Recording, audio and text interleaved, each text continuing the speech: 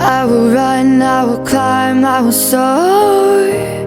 I'm undefeated. Oh. घर की औरत पार्ट 2।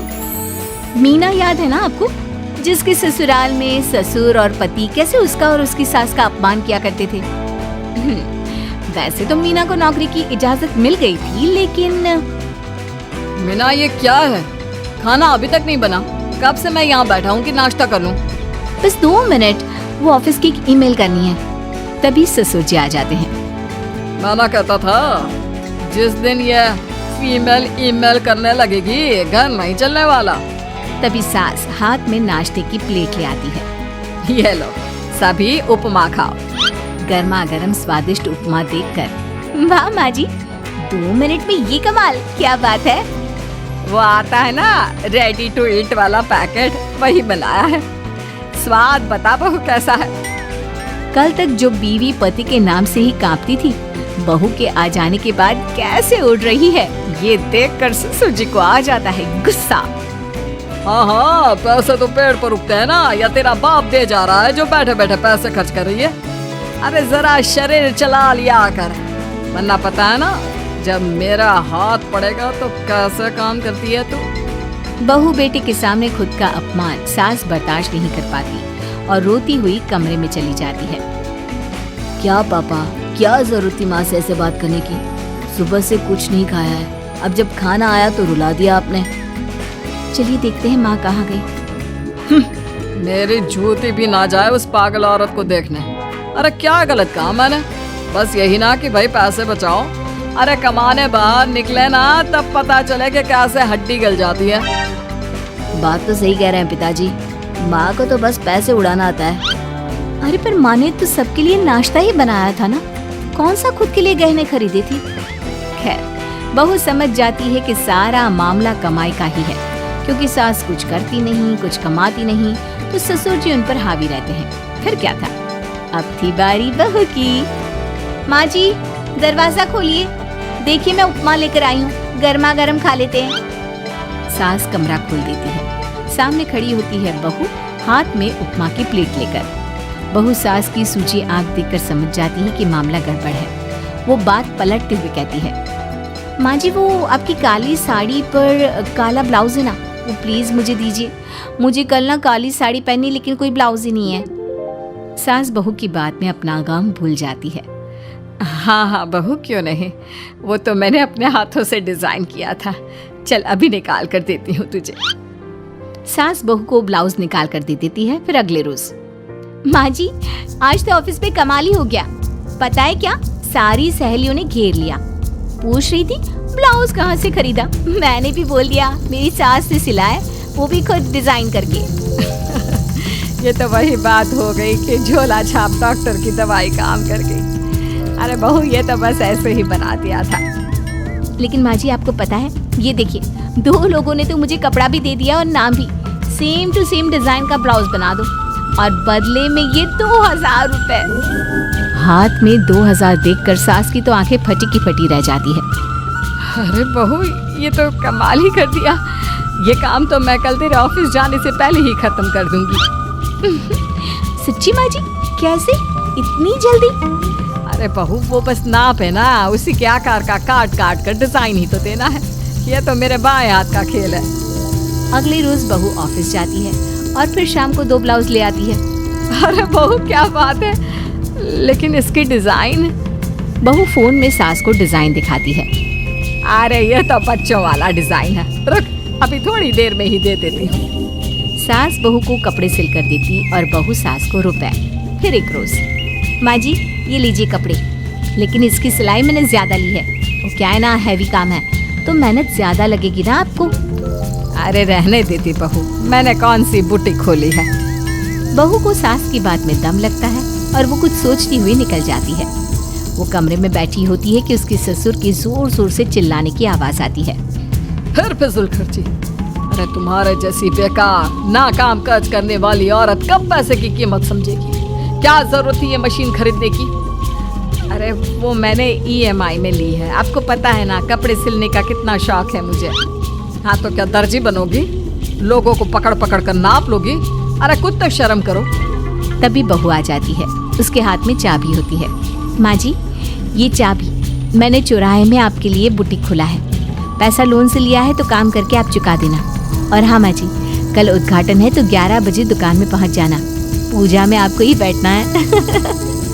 ये सुनकर ससुर जी आग बुबला हो जाते हैं। कहीं नहीं जाएगी ये, इस घर की औरतें बाहर नहीं निकलती। तू तो इंजीनियर है इसलिए तुझे इजाजत दे दी, लेकिन ये तेरी सास 4 अक्षर नहीं आते इसको। अरे रहने दे, क्यों पैसा बर्बाद करवा रही है।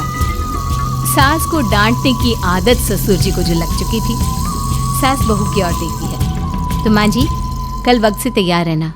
ससुर जी, आप ही तो माँ जी को कहते थे ना उन्हें पैसे की कदर नहीं है, तो अब वो खुद ही कमाने जा रही हैं। अरे और क्या पापा, देखिए मीना ने कितना अच्छा बुटीक खुला है माँ के लिए। अरे रहने दो, ये कुछ नहीं कर पाएगी, गवार कहीं। ससुर की रजामंदी ना होने के बाद भी सास काम करती है, लेकिन ससुर भी ससुर होता है। एक रोज सास देर से घर आती है। कहाँ घूम रही थी? या कोई वक्त है घर आने का? घर का ठेका क्या आप मर्द लेंगे आप लोगों की रसोई में? क्योंकि तुम्हारी बहू रानी भी नहीं आई अभी तक।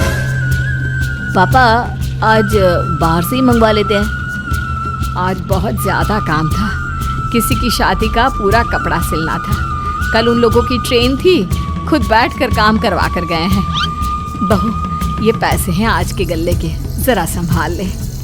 ससुर देख रहा होता है कि कैसे कल तक जिस औरत को वो बुरा भला कहकर डरा कर रखता था, वो आज उससे ज्यादा कमा रही है। देखता है कितना दिन कमाती है। ससुर अब रोज कोई ना कोई ऐसा काम करता जिससे सास का काम बंद हो जाए। फिर एक दिन, हे भगवान, 10 बज गया, बुटीक खोलने का वक्त हो गया है, लेकिन ये मेरी साड़ी, इस पर ये क्या गिर गया? पता नहीं किसने क्या डाल दिया, अब क्या करूं? सास दोबारा अलमारी से दूसरी साड़ी निकालती है, फिर उसे प्रेस करती है और किसी तरह बुटीक पहुंचती है, जहां पहले से ही कस्टमर खड़े होते हैं। अरे क्या हो गया? लगता है काम चल गया तो मैडम के भाव बढ़ गए। पता है, इस धूप में पिछले आधे घंटे से खड़े हैं। पता होता तो वो बगल वाली शॉप में ही दे देते। अरे अरे माफ करिएगा, वो क्या हुआ ना, तैयार होकर निकल ही रही थी कि साड़ी में सॉस गिर गया। दोबारा साड़ी चेंज की तो आप आई। ठीक है, लेकिन अब आ गई है तो जरा जल्दी से कपड़े दे दो, हमें जाना है। सास को कस्टमर की बात बुरी लगती है, लेकिन क्या करती। वो जल्दी से सभी को सारा सामान देकर विदा करती है। सारा दिन काम करती है। वो निकल ही रही थी कि एक कस्टमर आती है। जी, वो मेरी साड़ी है ना शादी की, उसका लहंगा बनवाना है।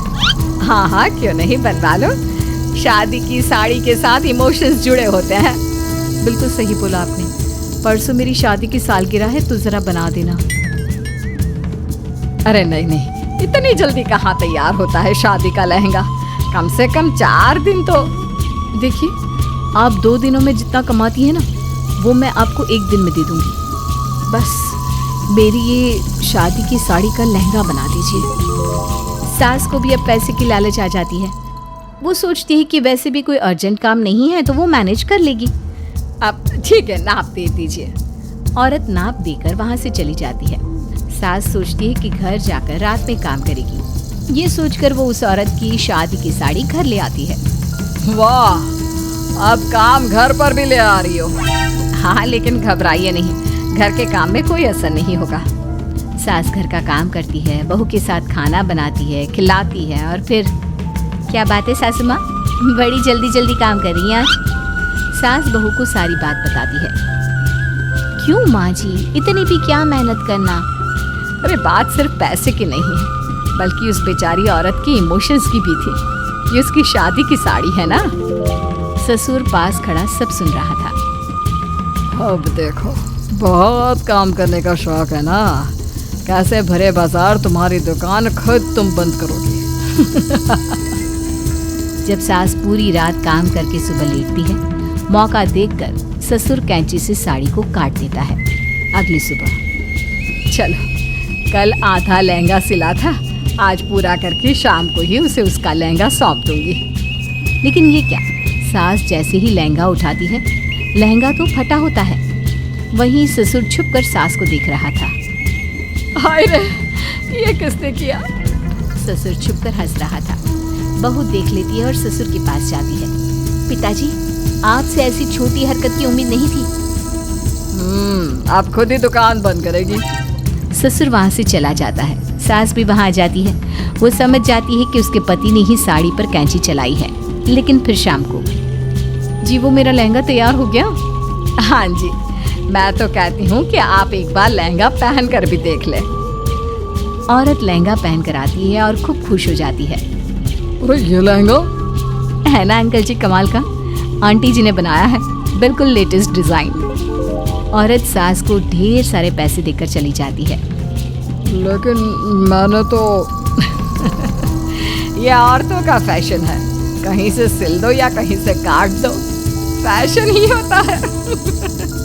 चलिए शाम का खाना मेरी तरफ से। आज आपका जन्मदिन है ना, रिटर्न गिफ्ट तो बनता ही है।